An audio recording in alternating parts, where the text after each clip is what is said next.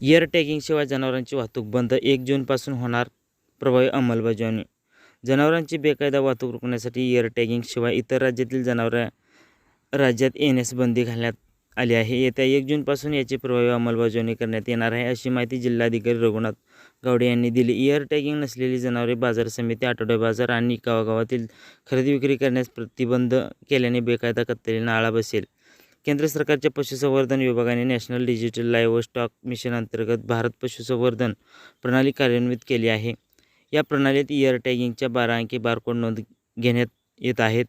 त्यात मृत्यू, जन्म नोंदणी, प्रतिबंधात्मक लसीकरण व अनौपचारिक वंध्यत्व उपचार, मालकी हक्क हस्तांतरण यांचा समावेश आहे. जिल्ह्यातील सर्व पशुवैद्यकीय संस्थांमार्फत जनावरांच्या कानात टॅग बिल्ला लावून त्याची भारत पशुसंवर्धन प्रणालीवर नोंदणी प्रक्रिया सुरू आहे. त्यामुळे राज्यातील सर्व पशुधनाची सर्वकष माहिती एका ठिकाणी उपलब्ध होईल. इयर टॅगिंगशिवाय मदतही नाही.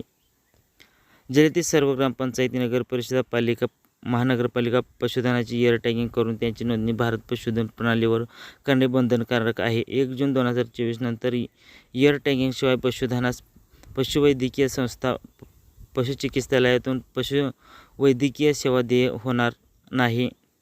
कत्तलखान्यात टॅग झाल्याशिवाय म्हैस वर्गीय जनावरांची कत्तल करण्यास परवानगी मिळणार नाही, असे जिल्हा पशुसंवर्धन उपायुक्त डॉ. पी. नेमाडे यांनी सांगितले. SBP न्यूज मराठी लाईक करा, शेअर करा, सबस्क्राईब करा.